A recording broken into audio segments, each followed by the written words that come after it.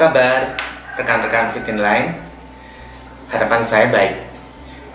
Saya senang sekali saat ini bisa hadir di sini untuk berbagi dalam pembuatan video tutorial pembuatan kebaya. Perkenalkan, nama saya Wiwit Husana, seorang fashion designer dari Yogyakarta. Saya menekuni bidang fashion ini sejak tahun 1997 dan sampai sekarang saya masih eksis.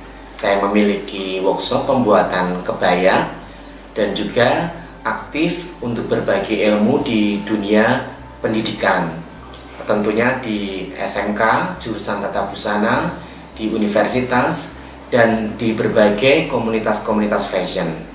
Senang sekali saya mendapatkan kesempatan saat ini di Fit in Line ini agar saya bisa berbagi dari sedikit ilmu yang saya miliki ini kepada rekan-rekan semua.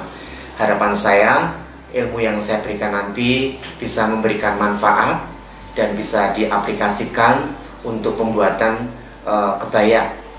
Mari kita berproses untuk memperbaiki hal-hal yang mungkin selama ini tidak kita ketahui, karena membuat kebaya itu sebenarnya sepertinya mudah, tetapi ada trik-trik tertentu yang harus dikuasai. Peralatan yang dipakai ya seperti biasa, seperti kita menjahit blus ataupun busana yang lain ya. Ada jarum pentul, kemudian ini menggunakan kancing tekan ya, yang ukuran nomor 13 ya yang dipakai. Kemudian ada penggaris, ada alat tulis, ada benang, ada karbon, ada radar, ada meteran, ada gunting. Itu nanti yang akan dipakai untuk pembuatan kebaya kudu baru. Yang Anda lihat ini adalah pola dasar kebaya ya. Jadi Anda bisa menggunakan sistem pola apa saja ya. Seperti yang Anda lihat ini menggunakan pola yang ada kupnat di sisi ya.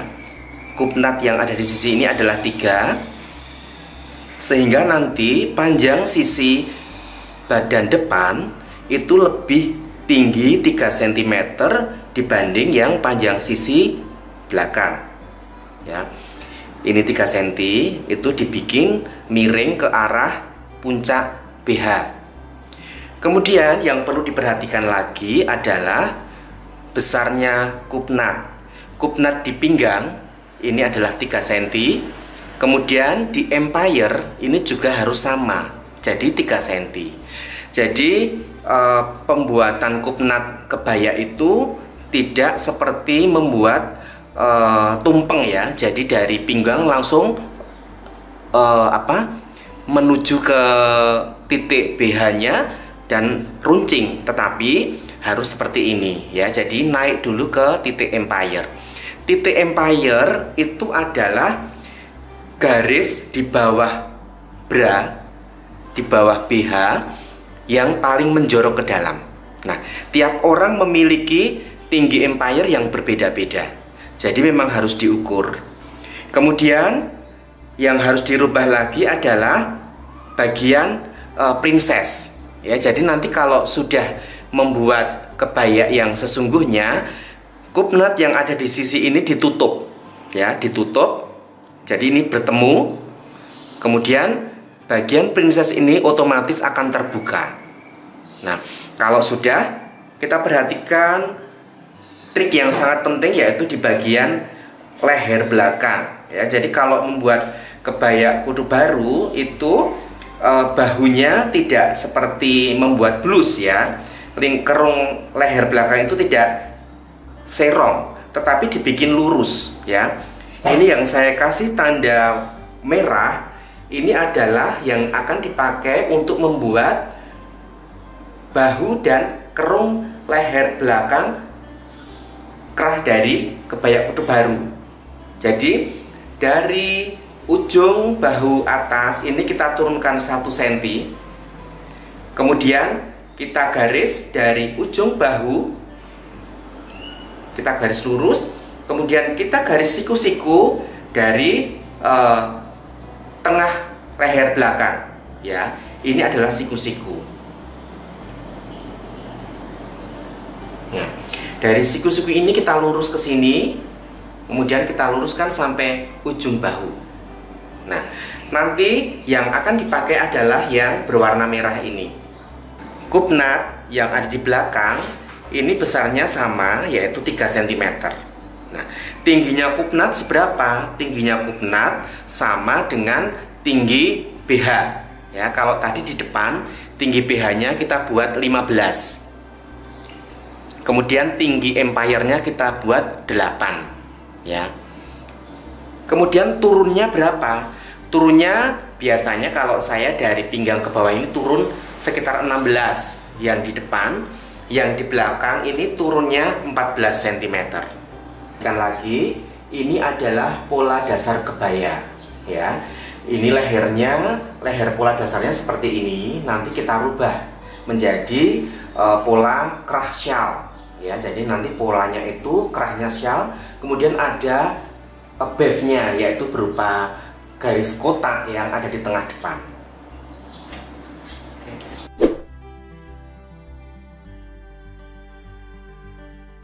Yang Anda lihat ini adalah pola yang sudah dikembangkan menjadi pola kebaya kudu baru. Anda perhatikan tanda yang garis putus-putus ini adalah pola tadi, ya, pola dasarnya. Ini adalah leher depan sampai bawah. Sedangkan yang di belakang ini sudah dirubah. Ini adalah pola yang tadi sudah dirubah. Jadi kerong lehernya sudah tidak ada, dirubah menjadi garis lurus. Supaya apa? Supaya nanti memudahkan ketika menjahit bagian leher belakang. Kemudian kita ukur bahu yang ada di depan ini harus sama ukurannya dengan bahu yang ada di belakang. Sedangkan garis leher yang ada di belakang ini harus sama dengan yang ada di depan. Kemudian kita pecahkan ke depan, ya, maju krahsalnya, yaitu ini sebesar 8 cm. Kemudian di bagian bawah ini juga kita lebarkan 5 cm. Jadi nanti dari atas kita keluarkan 8, dari bawah kita keluarkan 5 cm. Kemudian kita garis lurus. Garisnya harus lurus, karena itu nanti sebagai patokan untuk melipat kerahnya. Kemudian yang di bagian ini adalah bayangan cermin dari kerah ini. Ini juga bayangan cermin dari kerah ini, ya. Lebarnya tentunya sama karena itu adalah bayangan cermin. Kemudian setelah ada bayangan cermin yang lebarnya sama dengan kerah syal, ditambah lagi 2,5 cm, ya, dari atas ke bawah. Itu nanti untuk melipat kain.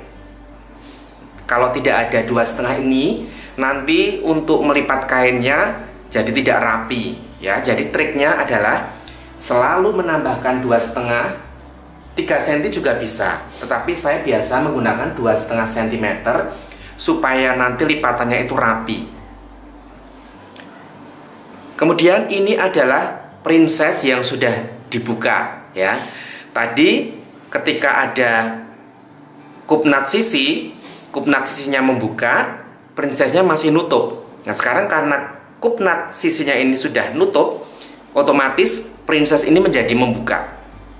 Nah, kemudian nanti ada beef, ya. Beef itu garis kotak yang itu merupakan ciri khas dari kudu baru, ya. Saya memberikan 2 alternatif. Untuk kudu baru yang tradisional itu panjangnya dari pinggang, ya, dari pinggang naik sesuai dengan yang dikehendaki. Tergantung nanti pengennya seperti apa, ya. Bisa saja ini agak naik, bisa saja ini agak turun, tergantung dari selera. Ada juga bev itu yang dipanjangkan. Maksudnya apa? Maksudnya kalau dengan bev yang panjang ini tidak perlu menggunakan angkin atau setagen. Ya, jadi tidak kelihatan. Sedangkan kalau yang bevnya itu pendek, ya, ini bagian sini nanti terbuka bagian bawah. Jadi harus ditutup dengan angkin atau bustier atau setagen supaya nanti jarik wirunya itu tidak kelihatan bagian pinggangnya. Ya.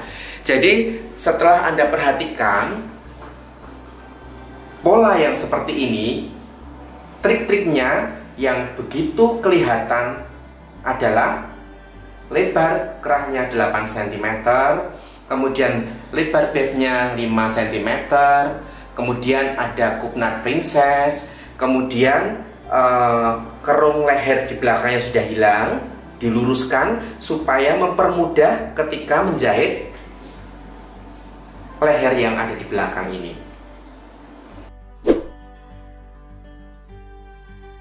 Ini adalah layout dari pola kebaya kudu baru di atas kain.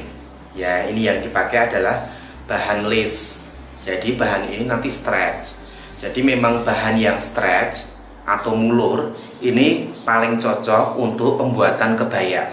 Ya, ini penataannya seperti ini. Ya, jadi arah seratnya harus sama. Ya, jangan dibalik. Ya, misalnya karena ingin menghemat kain, kemudian bagian belakang dan depan dibalik. Sebaiknya jangan, karena itu nanti akan berpengaruh terhadap stretchnya dan juga kilau dari lace itu sendiri. Kemudian setelah kita layout seperti ini, akan kita potong.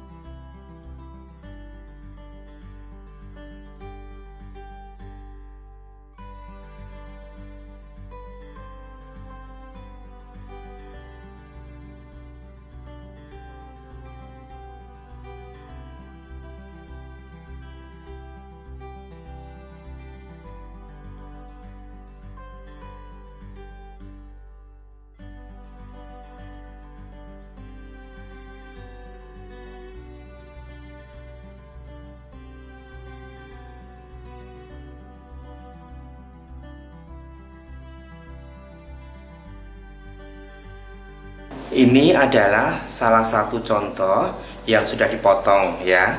Kampuh yang dipakai bagian sisi ini adalah 3 cm, ya, dari atas ke bawah.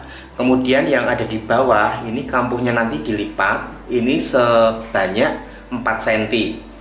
Sedangkan yang ada di depan ini 2 cm, di atas 2 cm, di leher dan bahu itu 2 cm, di ketiak nanti juga 2 cm. Setelah kita potong, akan kita lakukan peraderan, ya, dengan karbon warna.